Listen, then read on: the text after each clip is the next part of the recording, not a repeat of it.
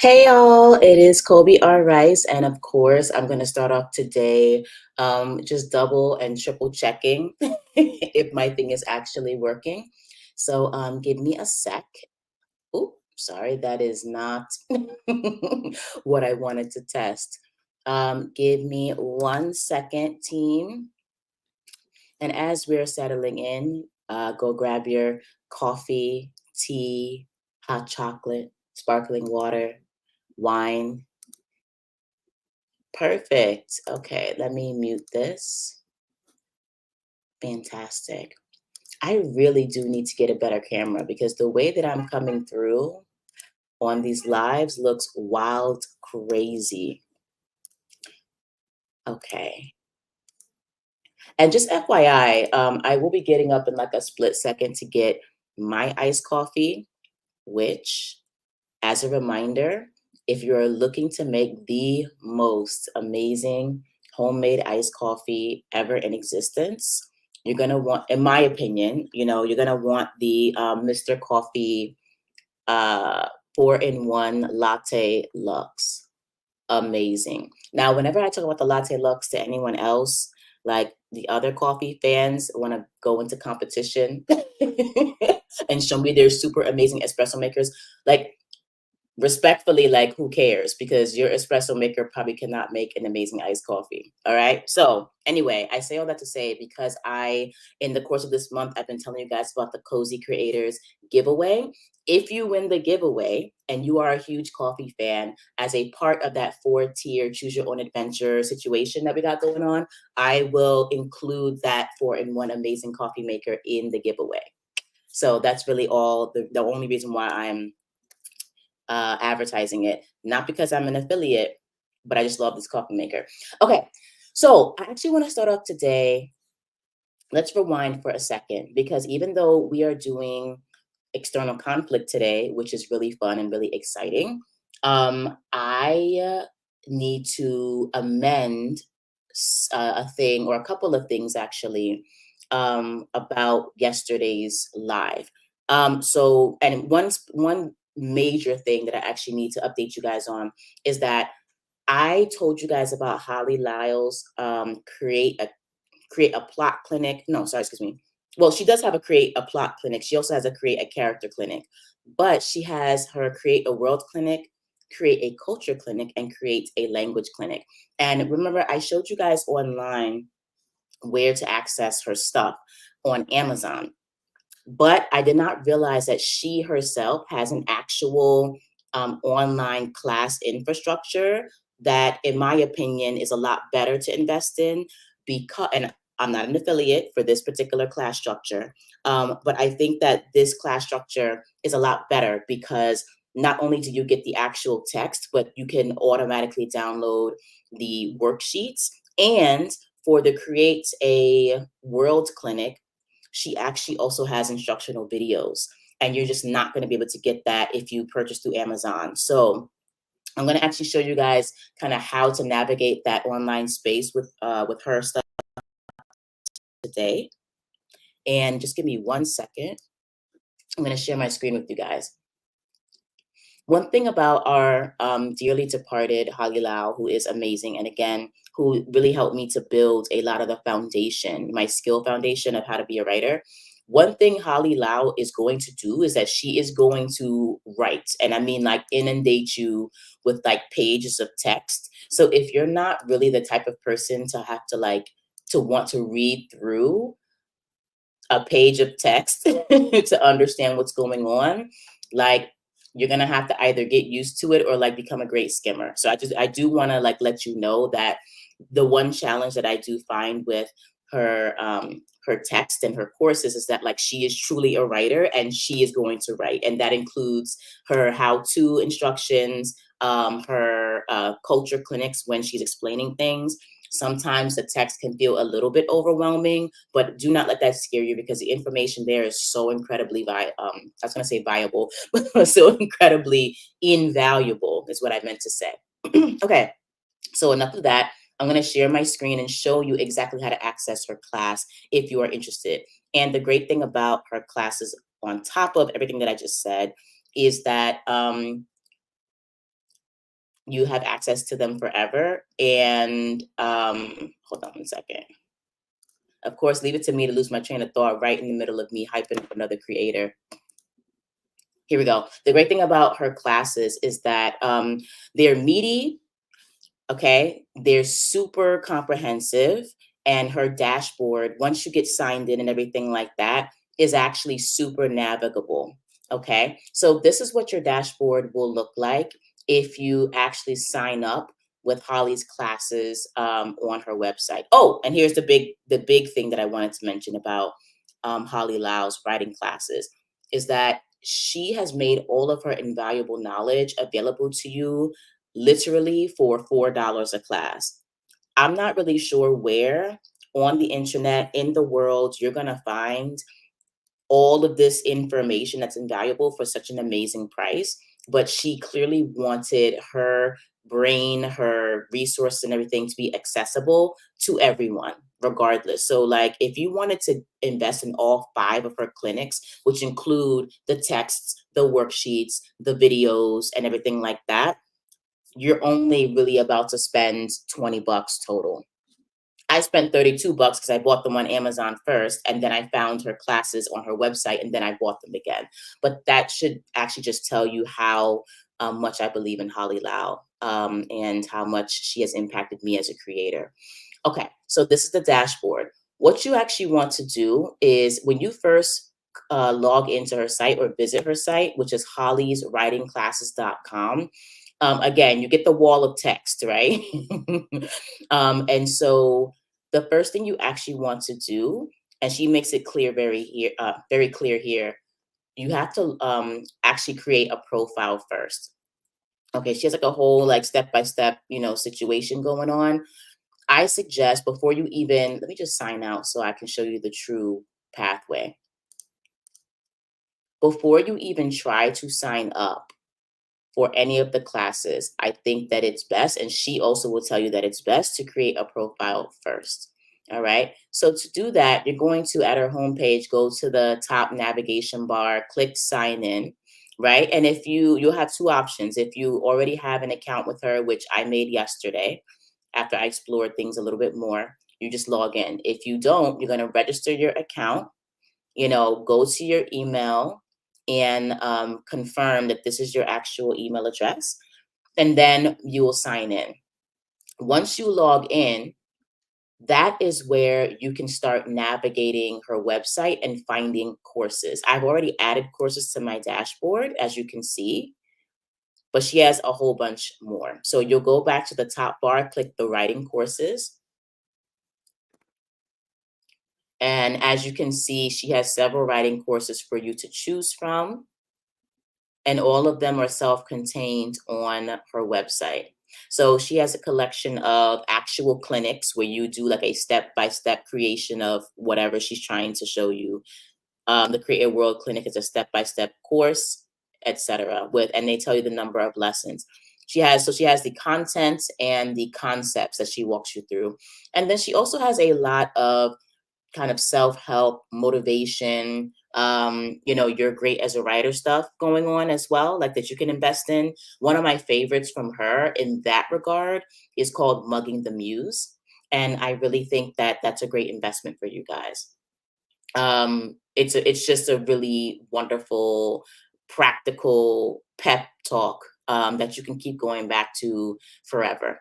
But you also you also see that she has classes here. She has a revision workshop here. Again, here's like another self-help, how to get yourself writing when your life has just exploded. I should have been in that class for like the past, year and a half, but I'm good now.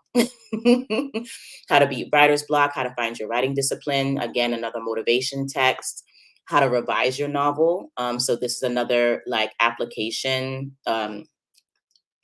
content/tool/application course where like she's literally teaching you how to do the thing and you're doing the thing as you're going through her course, right? So she has all these different courses. So in order to invest, let's say I wanted to do the revision course, which I might. I'm actually pretty good at revising my novels, but you can always learn more. So you notice that I clicked on the revision course again with the wall of text. Okay, blah, blah, blah, blah. I mean, and when I say wall of text, like I do mean wall of text. You do not need to read this entire thing to access her class. That's just the sales page. So what you want to do is if when you buy the class, or if the class is already bought, you can click this link here and it's just going to shoot you all the way down to the end, right? And let's see, is there an actual option for you to buy the class here? Here we go. Oh, so I didn't realize this about her novel, novel revision class. So she has different tiers here, right? So if you wanted to invest in this tier, obviously you click start your class now. Now I would be careful about these particular structures, being that, you know, she's unfortunately no longer with us. I'm not entirely sure who has taken over the live one-on-one portion of this course. I did read on the forums that her family is and has been in the process of transitioning a lot of the classes and ownership and leadership of this website over to the daughter, over to the children. And so it's a very, you know, complex step-by-step process because they are still grieving. So this particular class, even though it looks incredible, might not necessarily be for you at this time if there is a one-on-one mentorship component associated with it. But I haven't really read through all of these things. But basically, if you wanted to invest in this class, you could click start the class now. You would go and enroll here with all these things, and it tells you how much you're paying, da da da da, blase, blase.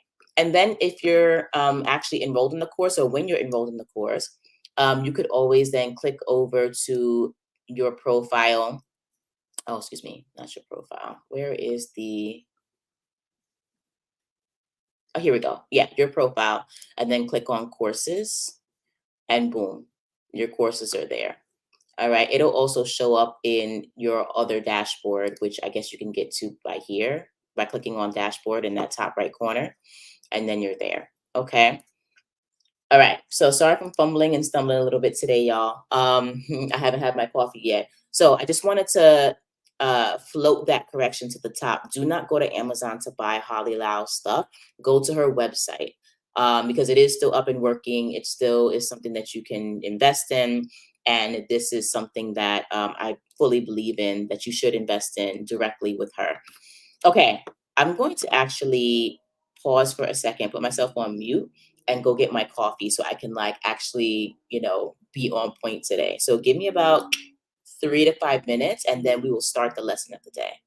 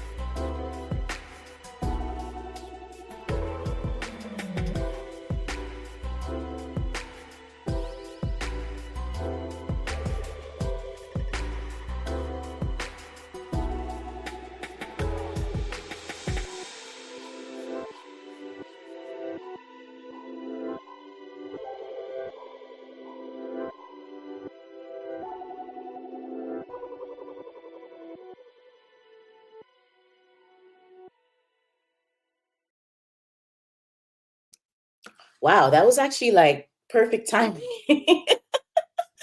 Perfect timing. Okay, team, I am back. I have my, probably can't see it. This background is like not letting me live. Anyway, this is essentially what, there we go. I'm trying to hold it. This is the tumbler that comes with the Mr. Coffee 4-in-1 Latte Lux. And I am definitely living that Latte Lux life. This is the most amazing sidekick on the planet. If I were a superhero, if I were Superman, if I were Batman, I would have replaced my sidekick, Crypto Dog, Supergirl, Robin, Nightwing, Red Hood. Like y'all, all of y'all would get replaced by the Latte Lux coffee machine because that is the true sidekick. Okay. Let's get into it. Conflict, because there's no shortage of it in the world, right? So let me actually project my little screen here. My little cutesy screen here. So basically, when you are developing a story, right, we've already gone through some tips on how to flesh out your ideas. We've talked about tools and perspectives on how to build a really amazing, like immersive world, right? And again, these were just snippets. It wasn't like the end all be all of online writing classes. We just discussed how you could really um, bring, like really start to develop on a deeper level, not only your idea but also your character's world, right? The next thing that I want to bring into the fray here is conflict. Why? Because I kind of feel like for a lot of writers and artists, it's easier to talk about external conflict, especially after you or while you're developing the world. It's easier to talk about external conflict and the things that are happening to you and to the character than it is for us to go deeper and explore the things that are happening within us, right? I feel like that type of exploration and that type of development, from an artist perspective, genuinely and generally takes a little bit more introspection. And so we're going to get there. We're going to get there in stages. And how we're going to do that is we're going to discuss, I think, what's the easier topic, which is conflict from outside. Everybody can sit and name probably at least 5 people or 5 things or 5 laws or what have you that piss you off on a day-to-day basis, right? Whether, and we are going to get a little bit political here only for the purposes of serving our writing, but especially if you're an American, like whether the current racial climate is pissing you off, whether the current women's rights climate is pissing you off. These are very valid perspectives to have. Whether, oh, excuse me, I'm not done. Whether the current economic climate is pissing you off. I mean, like, I literally just spent $7 for eggs.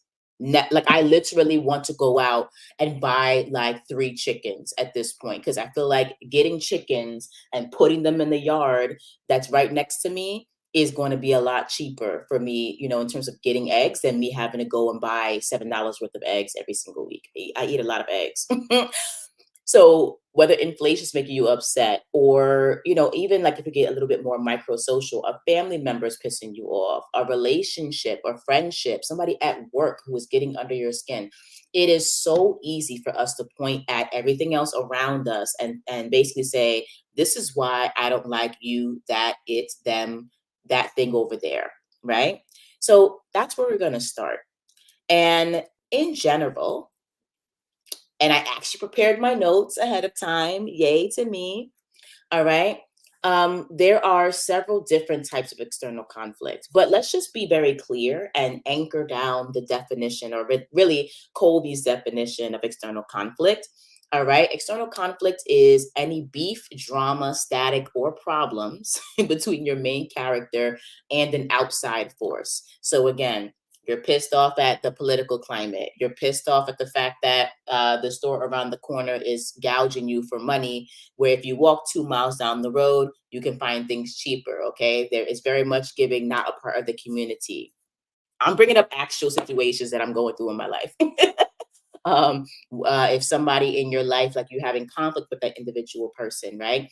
Like, that would be me as a main character in my life, dealing with all these outside forces. Okay, very much not owning any accountability over how I'm contributing to that. That's going to be in 2 days, but right now we're talking about how everybody else is pissing me off. Okay.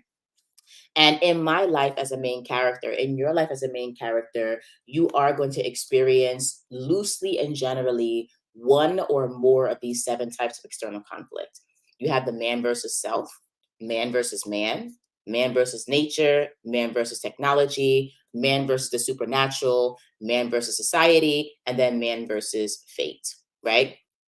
We'll go through each of these, and I'll try to be as brief as possible because I do notice I'm starting to get a little bit rambly the more of these that I do. I guess 'cause I'm getting comfortable. But so these types of conflict, this is something that you probably would have learned in your English class already, right?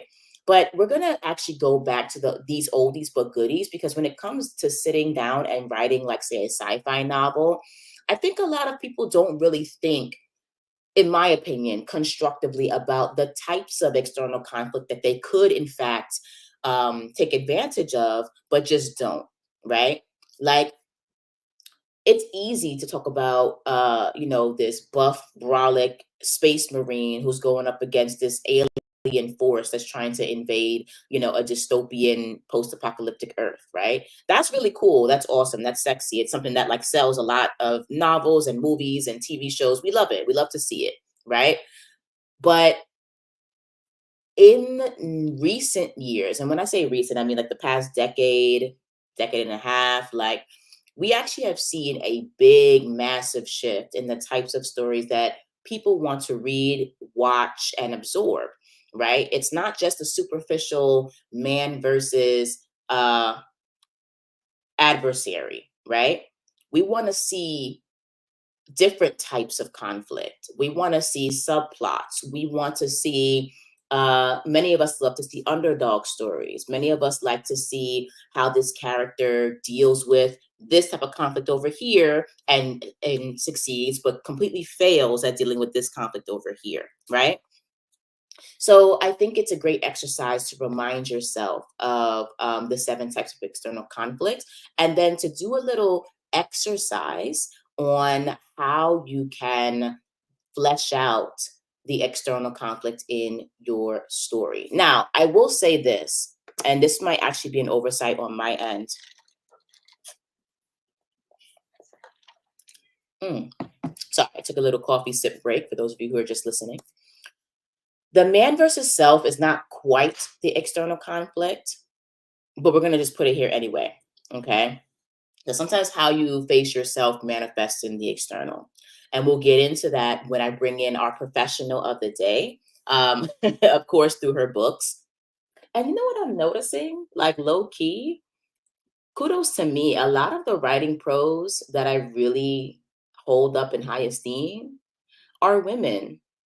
And I love that for us. I just realized that those are not the only, like, kinds of writing pros that I'm super interested in. But I love that I'm elevating the voices of women, even though there's probably like 2 of you watching this right now. Anyway, when we get into our pro of the day, she's going to blow open our understanding of how to develop conflict. And yes, I will encourage you to get her stuff. And no, I am not going to get a kickback from that either, because I genuinely believe in her stuff. But in short, I just want to go through each of these types of, we're going to skip man versus self for now. We might come back to it a little bit later, especially when we get to internal conflict. But I do want to give you a movie example for each one of these conflicts, right? External conflicts. So, and we're going to go across genre, right? So let's talk about man versus man. What is a man versus man external conflict? It is basically your main character up against another main character, right? And that other main character is usually going to be the villain slash bad guy slash antagonist, right? So one of my favorite man versus man genres obviously would be the action genre. One thing that you guys probably don't know about me, I am a kung fu movie junkie and I am an action movie junkie. That's why like what I write is like mostly action based with like a context of sci-fi or dystopia or fantasy, because like that is my genre of choice. I love action. And one of the, in my opinion, and you can feel free to fight me, I don't care, because I'm right and you're wrong. In my opinion, one of the best action movies ever made, action franchises ever made, has to be the Raid franchise. The Raid. If you have not seen the Raid and the Raid 2, and you're an action junkie, like you haven't lived. You have no idea what action is. I mean, you do, but you're just missing out. And so in the Raid, and I'm not going to spoil it for those of you who haven't seen it, okay? In the Raid, basically our main character, Rama, is not just going up against one man. He's going up against a whole building of men. And it's amazing. He has to essentially escape this. I'm not even going to tell you because it's going to be a spoiler. He has to escape this situation where he's trapped. Him and his cop team are trapped in a building, right? Very much giving, you know, if you've seen the recent Judge Dredd remakes, which I didn't like because like I felt like they were biting off the Raid hardcore. That's just my opinion because the Raid came first. Before the remake, I mean. But if you've seen Judge Dredd, it's like a much better, like high octane, dramatic, tense version of Judge Dredd, like completely way better, in my opinion. And it is Rama versus all of these forces that are out to kill him. Quintessential man versus man conflict, highly recommend, right? That's one type of external conflict. So ask yourself in your work, where can I, or in what situations can I pit my main character against the villain or against a bunch of villains, right? Um, and try to flesh that out. Ask yourself, like, who is the counterpoint? Who is the antithesis to my main character? What does this other man or individual represent for our main character? And why is it important that the main character prevail over him? Okay, that's one. Number two, man versus nature. Man versus nature, IMO, is very much couched in a lot of those disaster movies, the Twister movies. What else? I haven't seen like a hardcore disaster movie in a long time. Like the tornado movies, the flood movies, the hold on. Man versus. I should have been better prepared for these man versus nature movies because I don't really actually watch too many. Okay, here we go. Here's a list: Geostorm, Dante's Peak. That's what I was thinking of. The Day After Tomorrow. Mm, the Gray, The Perfect Storm, etc. Okay, this is basically man going up against Mother Nature as like this indomitable, omnipotent force, and knowing that he is hopelessly outmatched. And usually, a lot of times, this man is trying to survive. He is not trying to prevail. This natural force cannot be dominated. I know sometimes as human beings, we think we can conquer nature. And she comes back to remind us that, no, I'm the baddest chick in the game. I'm to be survived. You know, I will maybe take mercy on you, but like, no, I have the last word. So a lot of times, man versus nature conflicts tend to be a man versus self conflict ultimately, right? It tends to be a story about the survival of man against this indomitable force, but also the humbling of man, who we often consider ourselves like the gods of the earth, you know, because we have such an advanced intelligence. But nature does come back, you know, and remind us who is really in charge, right? And so that might be a great conflict for you to try to flesh out in your novel. Like, I'll give you an example. The books of Ezekiel is not particularly a man versus nature series. However, there are elements, because the world is so jacked up and messed up. Like, there are elements of how the earth is reacting ecologically that Ezekiel and pretty much everybody still have to contend with. Now, the alchemic order is better at contending with these natural disasters or natural systems better, because they're just better equipped with alchemy, with technology, with infrastructure. And civilians pretty much just have to, if you're in the civic order, by contrast, you just have to kind of like grin and bear it. But what I love about how the man versus nature, hold on one second. I don't know why. It's like whenever I am streaming, that's when people want to like contact me. Otherwise, my phone is like dead. Like, you would think I had no service whatsoever. Okay.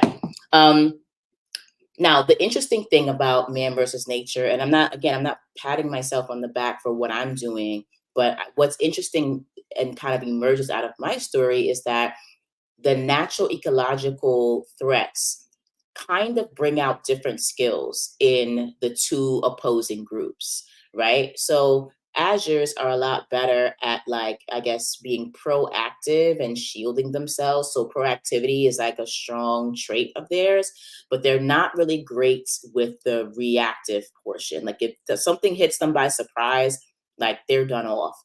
Civilians, however, they don't really have the resources to be proactive, but they have developed the street smarts, the technique, some very crude technologies, so that they can be incredibly resilient and reactive when necessary, which in wartime, depending on what side of it you're on, proactivity is great, and reactivity also can be really great in terms of like developing a sense of like resilience and survival. So it's just interesting to see how the two societies are adapting from their perspective towards the natural situations. And so, if I say all that to say that nature is not a huge theme in your series, and it doesn't have to be, okay, you can still use a man versus nature conflict to bring out the personalities and the other conflicts that you might be contending with. Nature can underscore a man versus man conflict, right? Nature can underscore also a man versus self conflict. So there's a way that you can build and layer conflict in your story in a way that will really help to bolster and strengthen the other conflicts. So don't discount a type of conflict just because it's not obvious in your story. Okay. Another great man versus nature example would be The Hatchet. That's actually a book. It was a standalone novel, and then I think the author came out with a second installation. Why did I call it installation? Came out with a second version, or like a what if version of it, like novel number 2, like what if the boy was never rescued. So The Hatchet, for those of you who have never read it, it's actually a really great, I read it when I was like 10 or something like that.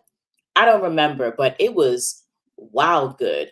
Um, yes, it's a young adult novel, and it's a wilderness survival novel where the kid in the novel, like, somehow gets stranded and he has to survive with just the hatchet. And then like there's like this not raccoon, excuse me. There's this skunk, this gangster skunk, who I guess they become like friends, but also like kind of like frenemies. Oh, I have comments. Hold on a second. Oh, hi, SD. Okay, I'll leave you up for watch time. I got to get things together for a live stream here in a bit. Oh, no problem. Thank you, SD. I'm gonna try my best to be a little bit more concise. I kind of tend to ramble. I'm working on it, but I so appreciate you coming onto the live. Okay, come through, live participants.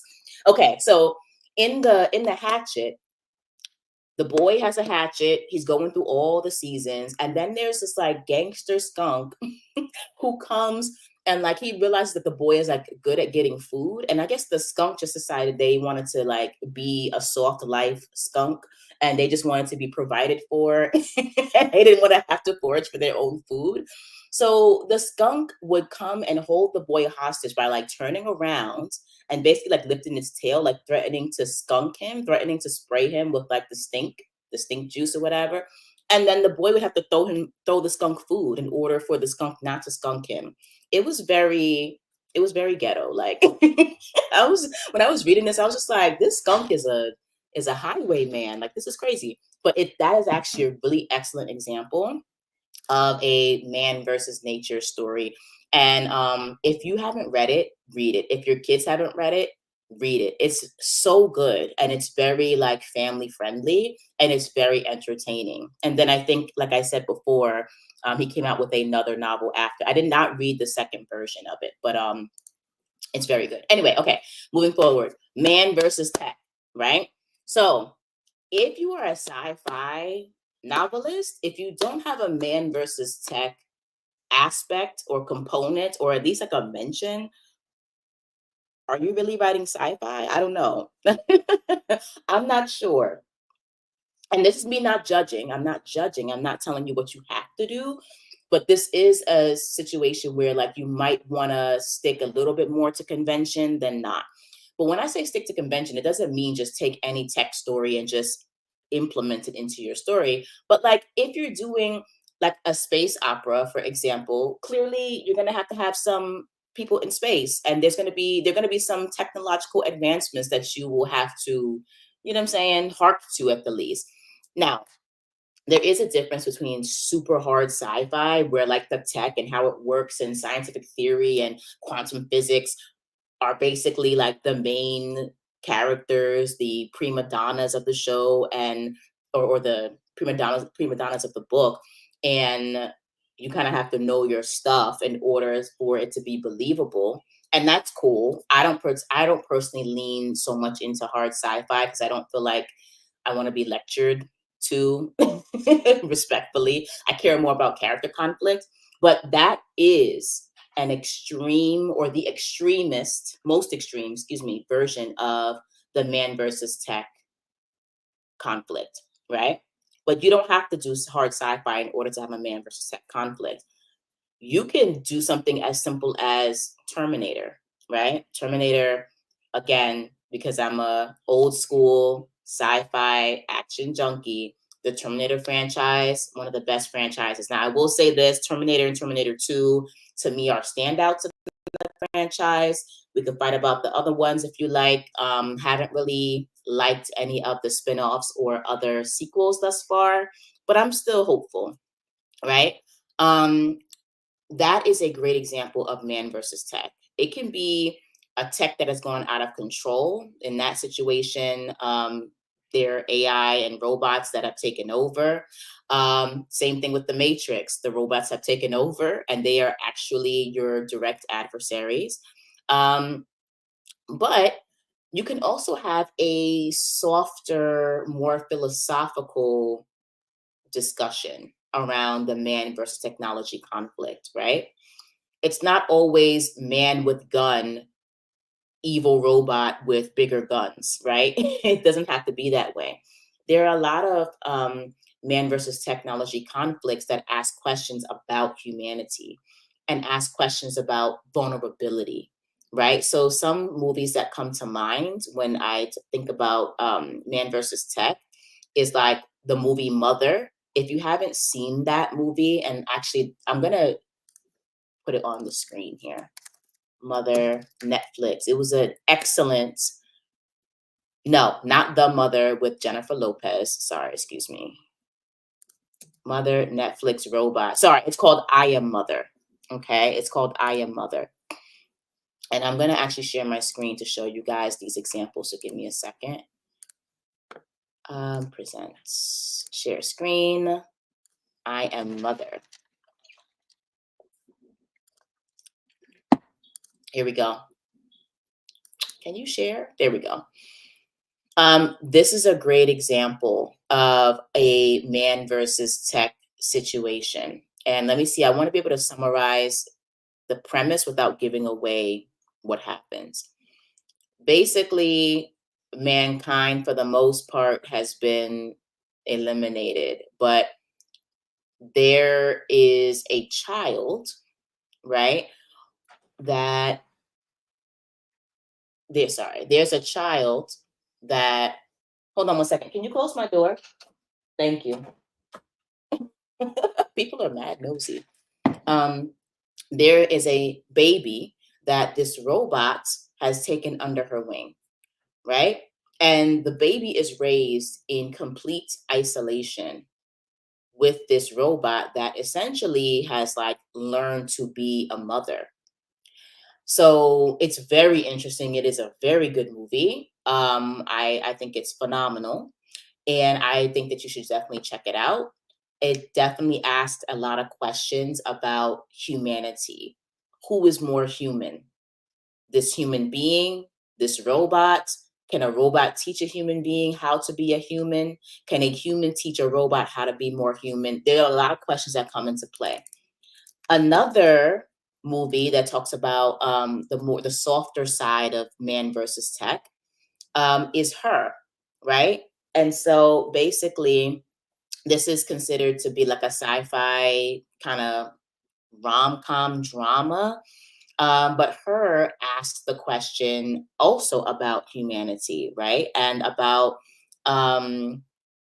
like basically whether or not an AI consciousness can fill a void, when you're in mourning, right? That's just a very basic understanding of the movie. Again, watch the movie so that you can, experience it for yourself.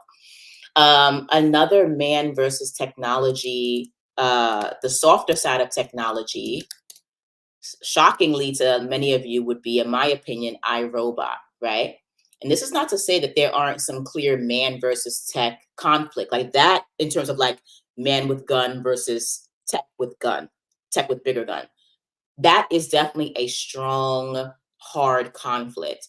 But there are a lot of soft conflicts in this movie as well. I felt like the way the movie was written, even though I think it's different a little bit from the original source material, where the main character's struggles and the other main character struggles, who's like a doctor who works with AI or like a scientist who works with AI, both of them have struggles coming out of their past experiences with either robots or humans. And just to keep it short, if you haven't seen it for whatever reason, see it. Amazing movie. I actually might watch it today. It's a great movie.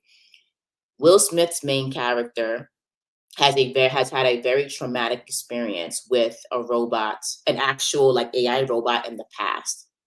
Whereas the co-star, I forget her name, who is like the other main character in the movie, she has had very traumatic experiences with humans in the past, right? So it's not just about man with gun versus tech with gun. It also asks a lot of questions about um, who is more human, what is humanity, like, all these different things that I think are important to ask when you're trying to really tease out what a man versus technology conflict is, right? So I would say if you're trying to apply the man versus tech conflict to your story, ask yourself, how can I make this a hard technology conflict? And then how can I make this a softer technology conflict? The hard conflict being the actual moments of physical struggle. The fact that technology, of course, is going to outgun the man who's created the technology. But then also ask those questions about how you can explore a certain aspect of humanity, asking questions about humanity when the man comes up against the tech, and also when the tech comes up against the man, right? Um, the Matrix also at least attempts, I believe, they also try to ask those questions. So think about it in that way. I'm going to reshare my screen. And also another important note, man versus tech does not have to necessarily be about hard metallic scientific technology. Technology is really any tool that helps mankind to do their job a little bit easier, more efficiently, and faster. So technology doesn't have to be like a whole full-on AI robot. Technology could be something as simple as uh, washing machines and dryers, right? It could be argued, for example, it could be in a women's studies course or elsewhere where you had evidence that women's labor has become devalued because of the advancement in technology to a certain degree, right? People think, oh, it's not that hard to be a housewife nowadays because you have all these appliances. You have the stove, you have ovens that cook stuff, on certain temperatures and turn off by themselves. You have vacuums, you have washers and dryers. You don't have to like use your hands anymore. So it's not that hard to actually get some laundry done. Like people who are super obnoxious who believe that like you can devalue someone based on technological advancements can make that claim, right? So there are different levels to this when we talk about man versus technology. And it's not always about a dystopian future. Sometimes it's really just about how technology and the existence of it forces man to reconsider their position in the food chain, so to speak, or their position as like leaders in society.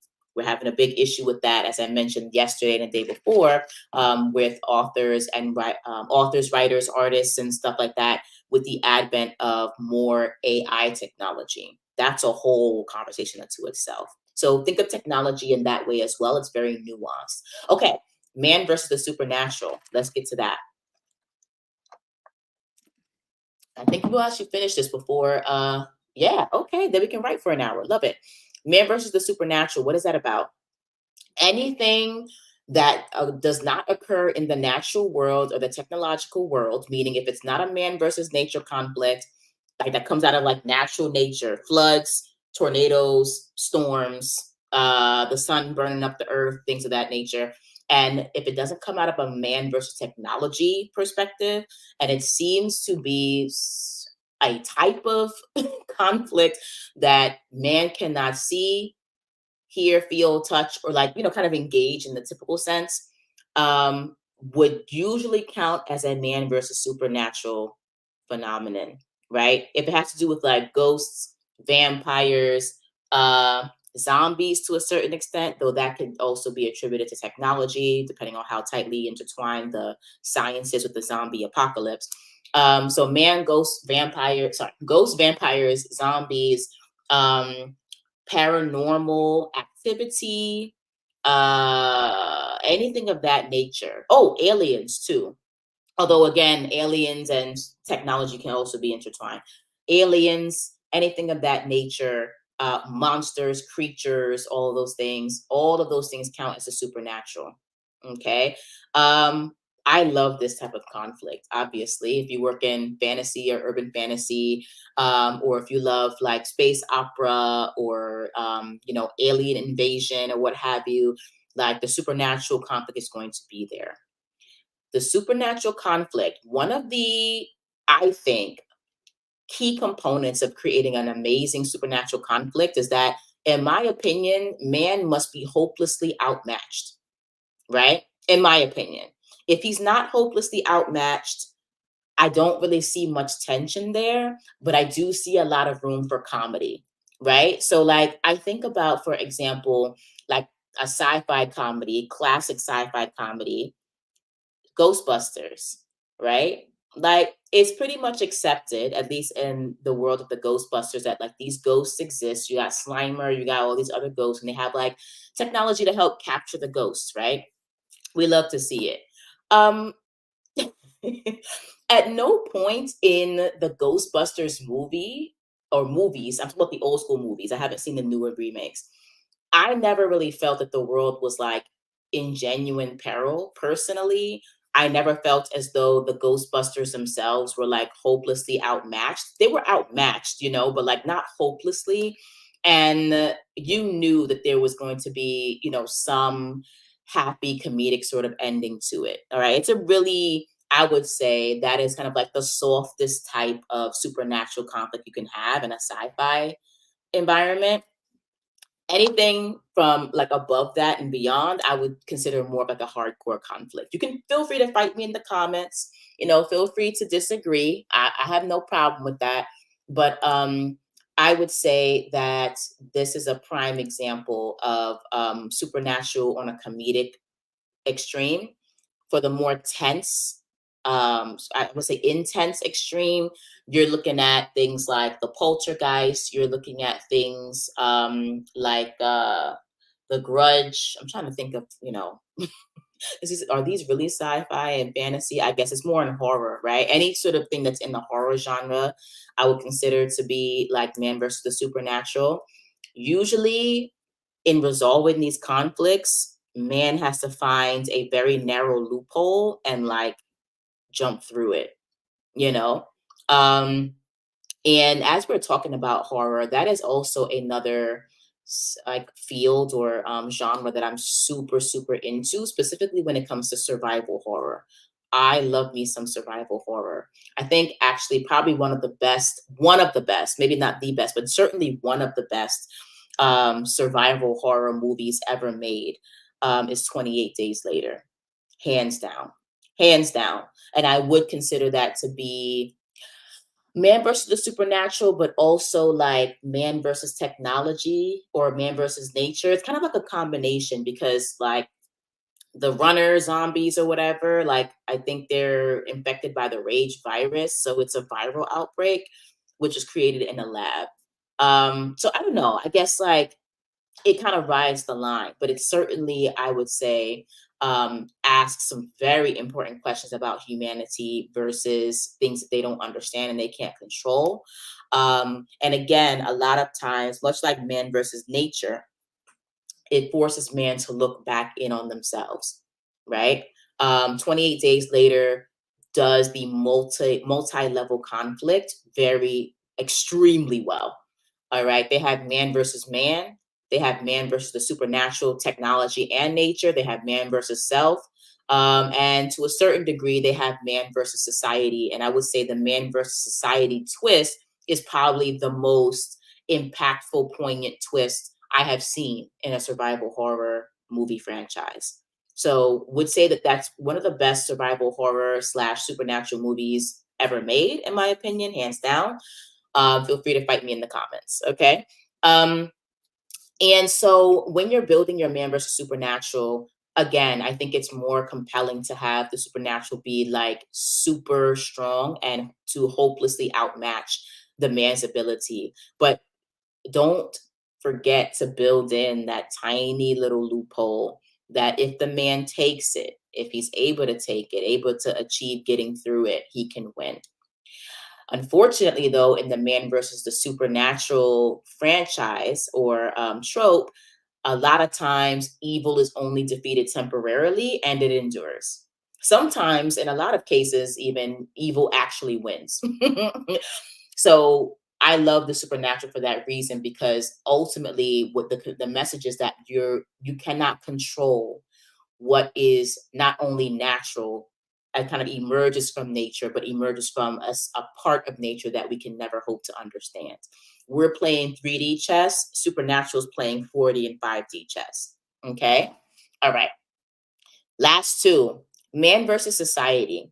Man versus society typically is sometimes man is against the entirety of this of society. They're an outcast. You see this a lot in dystopian work where the society has succumbed to a certain order, a certain creed, a certain rule of law. And the man, the main character, is usually an outcast amongst that. Or, they're usually or in certain really great novel series or franchises, the man is actually going along with society, but then something very traumatic happens that makes him lose belief in the societal ideals, and then he decides to stray away from that. I like both stories. Personally, I like the latter story a little bit better. That's kind of the story I'm trying to build for the Asylum slash Sodom series that I'm working on. Because in that story, not to ruin it, but she's totally drank the Kool-Aid with the meritocratic dystopian order, and she gets a very rude awakening when she is cast down, right? So I think that it could be a mix of man versus everyone, but it's oftentimes man versus an idea that is held by society, a norm that's held by society, or a rule of law that's held by society and enforced by society. And we're forced to really question the value of individualism and also the value of groupthink, right? Also, in a man versus societal conflict, there is a lot of man versus self conflict involved, okay? Because you have to continue to look within yourself to find the strength, to find the reason for why you're pushing against this larger societal ideal. So if you're writing a dystopian novel, right, and I'm just going to give some examples. Katniss, she doesn't really do much in the beginning to upset the order. She doesn't like the order of things, obviously. She doesn't like the fact that, um, there are children that are chosen by, at random to play in the Hunger Games. But she doesn't really do much to upset the order. There's not really much she can do to upset the order, right? However, when she volunteers as tribute, she is then put into a situation where she is forced to not only have a man versus self conflict and definitely a man versus man conflict, but she also eventually ends up in a very stark man versus society conflict when she stands against the Capitol in the end. And if you haven't seen it or read it, I'm not going to ruin it, but it's been a while. Hopefully you've seen it. But very quickly becomes, for books 2 and 3, an escalated man versus society where she is at the helm of this counter movement, right? Same thing with Divergent. Read that series, okay? So those dystopia is pretty much, I would say, like, they have the man versus society conflict on lock. So if you want to really understand how to build that type of conflict, read dystopian novels. And then finally, we have man versus fate. Man versus fate is something that you typically see in Greek tragedy or just like Greek lore altogether. Sorry, I'm trying to get my words together, y'all. You usually see this in Greek stories, right? Where there is a certain fate assigned to a certain individual, and no matter how hard they try to avoid that fate, they end up living that fate out because they are truly not the ones in control. The ones who are in control of them are the gods, right? So we see this very clearly in, for example, Oedipus Rex, right? Oedipus, I forget who heard the prophecy that Oedipus was going to kill his father and marry his mother. But in an attempt for his parents to avoid that whole fate, they end up giving Oedipus away, or actually maybe trying to kill him. Something, I forget what the actual story is, but they either give him away or try to kill him. He ends up being found. He's raised away from his family. He's walking on the way home or walking to the town or whatever, meets his father on the road, doesn't know that this is his father. They get into a fight, he kills him, goes back home, becomes some kind of hero, marries the now widowed queen that Oedipus just, whose husband Oedipus just killed. And it turns out that the queen is his mother. So he ends up living out that fate anyway, no matter how much his parents try to keep him away from them and the fate prevails. And for me, I'm not going to say that these stories don't exist. They do. I have had trouble kind of finding stories nowadays where man's fate is predetermined no matter what, I guess. I think you can see storytellers hark to that a little bit, right? In like time travel movies where you can't really change the future, but you try to change the future. So I guess in that way, you are seeing man contend against his fate, but the results vary. I guess you could say results may vary is what I'll say with that. It worked in the Avengers Endgame. It doesn't work so well in other stories. um, One thing that I will say is that this is actually a conflict that I walk straight into in When in Rome, which is the other series that I'm developing, looking at it's again the cyberpunk adaptation of William Shakespeare's Roman history tetralogies. And a lot of Roman and Greek mythology and lore are couched in fate, in stories of fate, because they're stories about the gods. In the series that I'm building, man is able to very cleanly throw off the chains of fate. And I'm not even going to go really too deeply into it because I really want to finish writing it so that you guys can read it. But because it's a cyberpunk adaptation, we have operationalized or transformed fate into not just something the gods say, but like an actual programming card that all Roman citizens have to carry. So they're pre-assigned to fate, and they're called fate cards. And so the beginning of the story is somebody who was very clearly against Roman citizens having to be pre-assigned fates, and they turn that on its head. That's all I'll say. Okay. So you yourself can feel free to embed fate into your story in terms of a conflict. I would say it's great to look at a lot of historical texts, specifically Greek texts, folklore from different cultures, things of that nature, to really understand how that has been built in the past, and then try to find a way to turn that on its head in the future, or in your story. Okay, y'all. I think I'm done talking. Finally, I didn't go on as long as I did yesterday, but I hope that you guys feel like you have been introduced to at least a basic overview of the 7 conflicts. Again, man versus self is a conflict. I'm going to go more into that when it comes to external conflict, and that's going to happen on Monday morning. All right.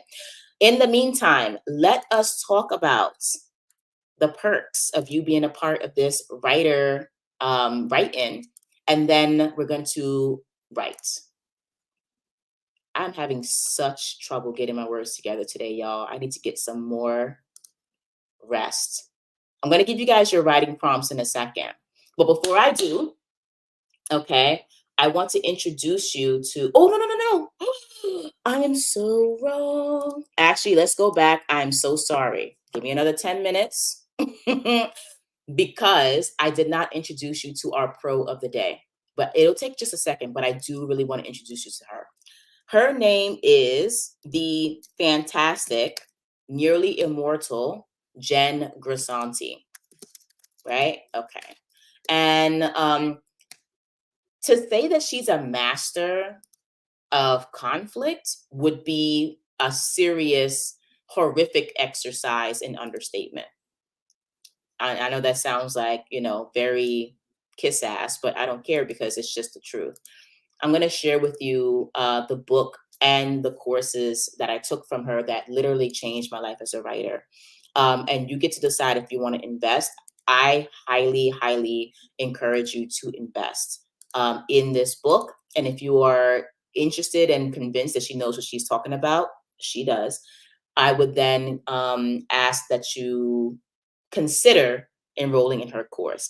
Again, I'm not getting any kickback from this. They would not let me generate an affiliate link. I tried, but I'm only gonna tell you guys about things that have actually changed my life as a creative and a writer, and that I still use to this day. The TV writing toolkit. And I know you're looking at this like, why am I reading this book? Because I'm a novelist or whatever. I don't care, because it doesn't matter what type of writer you are. She goes into storytelling. She's a storyteller, period. Okay. The TV writing toolkit, how to write a TV pilot that sells, is probably the best exploration of conflict that I have ever seen. If you are a huge TV fan, you will know that some of the best TV series, I'm going to think about Breaking Bad, for example, not only deal with external conflict, like the drug dealers, all these folks on the external, right? Tuco and Gus and everybody like that. But it very, very, very much is about the internal conflict and the shifts, and looking in the mirror and deciding who you are and who you have to become to achieve this goal. And in this very, very, in my opinion, short 123 pages, Jen Grisanti takes you through the process of how to create amazing external conflict and also how to create amazing internal conflict. All right. She tells you and she gives you, I'm going to give you, hold on. Did I get this in Kindle? Because I do want to take you inside. Well, you can just maybe look at a sample then. Because I have her books. I took her course. Like she is the bomb. And I want you guys to at least kind of like get a taste of what she does. Okay. Oh, so in her very first chapter, Logline for Your Life, Loglines, Goals, and Dilemmas, that chapter alone will change your writing process completely. Okay. Does she teach you how to write a TV pilot versus a TV spec? Excuse me. Yes. However, you cannot get to that point until you have explored the external conflict through her eyes. So for her, the key to great external conflict lies in this logline for your life formula, right? It tells you how to build the internal conflict of the character and also how to put that in conversation with external conflict. And I'm showing you guys this kind of unabashedly because you could always go on Kindle and look at the same sample. So I don't feel like I'm violating her copyright in any way. But she'll take you through the setup of who your character is with a focus on creating empathy, right? We're going to talk more about what that means tomorrow when I talk about the character and critical history. Because how you create empathy for your character is really about what your character's life story is and where their wounds are, how they develop their flaws, how they develop their narrative and worldview, and how all those things kind of impact how they move through the world. So the conflict is comprised of who your character is, their dilemma, and do not sleep on the definition of dilemma.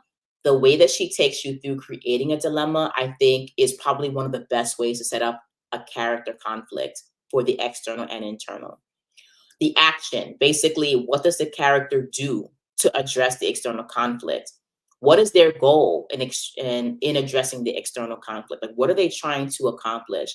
And then she tells you how to add in a twist of irony, which usually includes a character having to take an action that they never expected that they would have to take or that they could take, right? So I know that's kind of like a very loose, fast and loose overview of how to build a great conflict. I can't say anything else to you except go to Amazon, look up this book, get the book. I suggest paperback, but if you prefer Kindle, do that. Again, I'm not getting any kickbacks from this. And then if you read through the book and you love the book, I suggest that you go and you take one of her classes. I'm going to show you which one I think is probably best for you to take. And again, I don't recommend anything to you guys that I haven't done myself. So, okay, let's look at her store. Which one did I take? Oh, here we go. Oh, it's still like actually relatively fairly priced. All right, I took her How to Write a TV Pilot That Sells Finding Story class, right? And for those of you guys who are wondering, because I write not only novels and I've written features for clients, and I have also developed TV series from my novels and also for a client. I will say that a lot of what I learned in TV writing in terms of character development has helped my novel writing immensely. And for me, TV writing and screenwriting and novel writing are all about storytelling. You're just telling the story in a slightly different way. But the core aspect of what makes a great story remains the same. So I do feel like taking this class is going to help you immensely with building out your novel series or your novel, even if you have no intention of going into television or writing a TV series. Also, the novelized serialized series where you write basically episodic prose, like you write a novel, but you write it in episodes. That essentially is what the structure of a TV series would be. It's just in prose format. So if you plan on doing a serialized story, kind of like how Kindle Vella was doing episodic format, this is also a great class for you to take. All right. Wow, she doesn't really give you much of a description here. Um, but she has an amazing course to go through.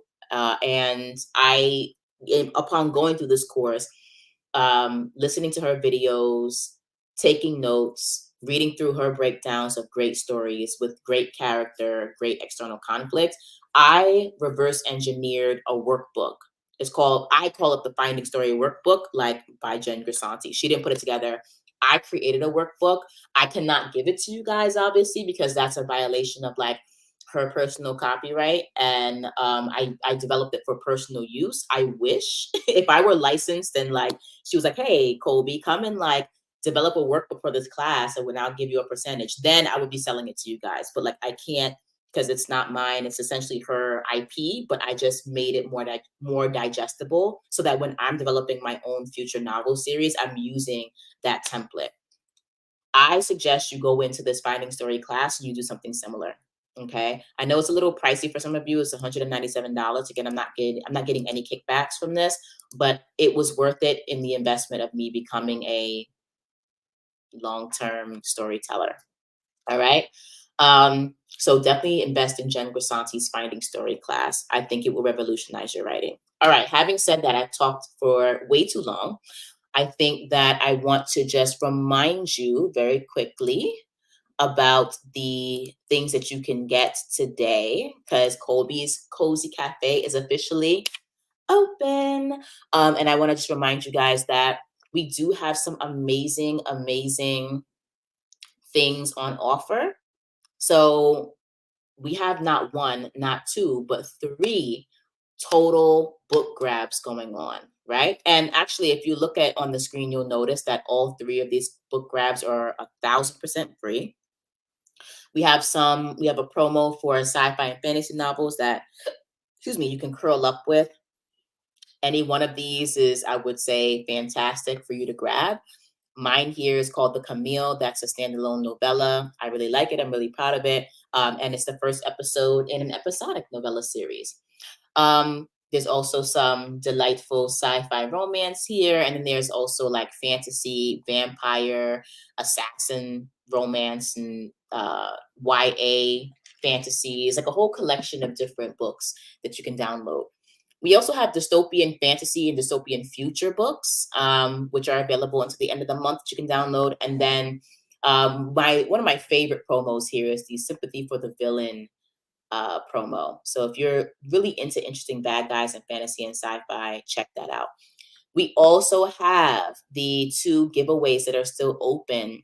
Colby's Cozy Creator giveaway is only open until the 30th. So join if you can. If you've already joined, keep checking back to see if there are other ways you can earn more entries. I randomly add things you can do, and then I randomly take things away. So you should be checking at least once a day, preferably, in the morning. So I will leave these some of these chances up for like a good 24 to 48 hours to see if you can earn more entries. And then join our Manga Madness giveaway for a chance to win a complete manga, comics, and animation creator kit. Right? Both totally free to join. Just like join, share out, have fun with it. And of course, in both giveaways, everybody gets a free prize. So everybody's a winner. And then you want to grab the book of the day, which is once again Jen Grisanti's TV Writing Toolkit.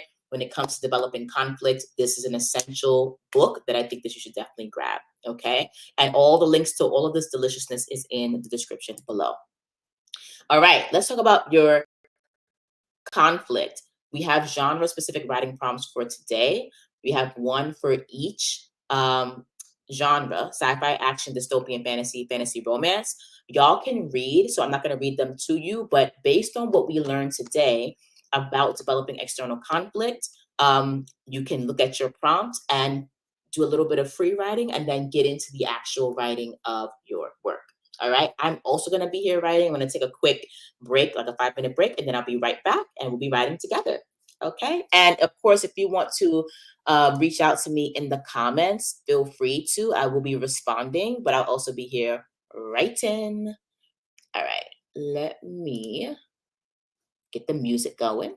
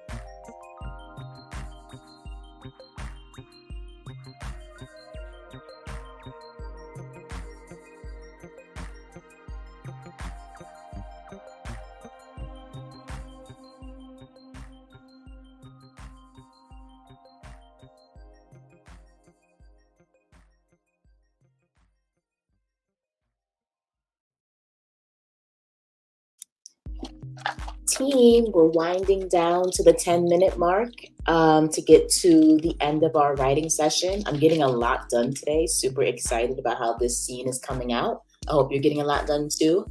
So we're going to wind down in about 10 minutes and close out as per usual. But your writing prompts are up there, and I hope that you are getting some stuff done.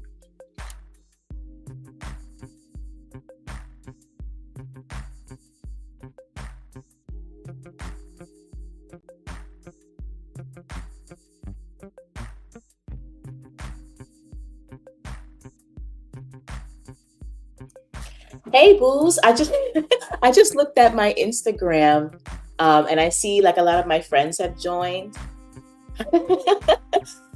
Hi Marge, hi Jeannie. We're doing daily write-ins, so if you don't really have time during the week to get your writing done, this is the time.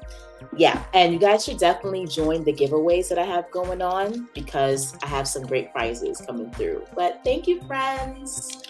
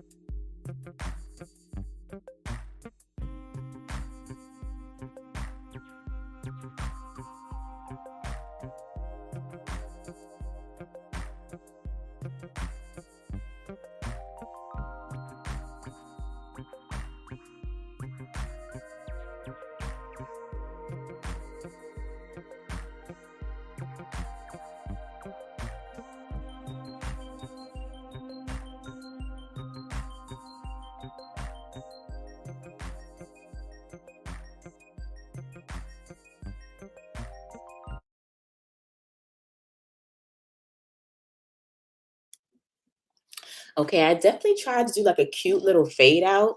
That did not work at all. So I'm sorry that the fade out of the music kind of went over like a fart in the car, but that's okay. I hope that you guys got a lot of writing done today. I hope that you guys got something out of the earlier discussion and lesson on the different types of external conflict. And for those of you who are joining me every single day, or even just like once a week or what have you, I do hope that you are taking time to get your writing and your creation done, because that's really the most important part of these write-ins. No matter how long you can stay, if you can only stay for 10 minutes, 30 minutes, or the whole 2.5 hours, which I guess that's what we're doing now, except I guess during the week when I have to work and I don't have time like that. I hope you're getting your writing done regardless, and I hope that you are making time to come on and get something done. Brief report from me. How much did I actually get done? I did a lot of editing of my current novel in progress, which is helpful. And I added an entire chapter, and I'm halfway through 2 other chapters. So I'm super excited about that. I'm going to continue writing after we get off. But before we close out, I just want to remind you guys once again that the Cozy Cafe is open, Colby's Cozy Cafe. Again, we have these 3 amazing writer promos, author promos, where authors like myself who are in sci-fi and fantasy, dystopian fantasy, dystopia, etc. We are offering books from our backlists, 1,000% free. So you can feel free to go to any one of these promotions where authors have opted in their work, and you can feel free to download as few or as many as you choose. And we will be adding even more. This is just really the promos that are available right now and that I'm advertising right now. I'll be adding more pretty much every single week. So I hope that you guys are like really exploring this, clicking on this, enjoying the novels that you're getting. Don't forget to also join the Cozy Creator giveaway. There's only one grand prize winner, but everybody ends up being a winner because everybody gets a free gift. And same thing with Colby's Manga Madness giveaway. Okay, so make sure you opt into those and you keep rejoining and visiting those sites so that you can increase your entries every single day. And then, of course, I highly, highly recommend that you grab the book of the day, which is from Jen Grisanti. It's a craft book, and it's the TV writing toolkit if you really want to dig into the craft of external conflict. And it also will help you with the craft of internal conflict, which we will be getting at as of tomorrow and Monday. All right. All the descriptions, rather, all the links to these are in my description. Thank you so much for coming together and supporting indie authors. And we will be back tomorrow with more lessons and more writing. Keep writing, keep creating, keep showing up, and stay awesome. And I'll see you guys tomorrow. Bye.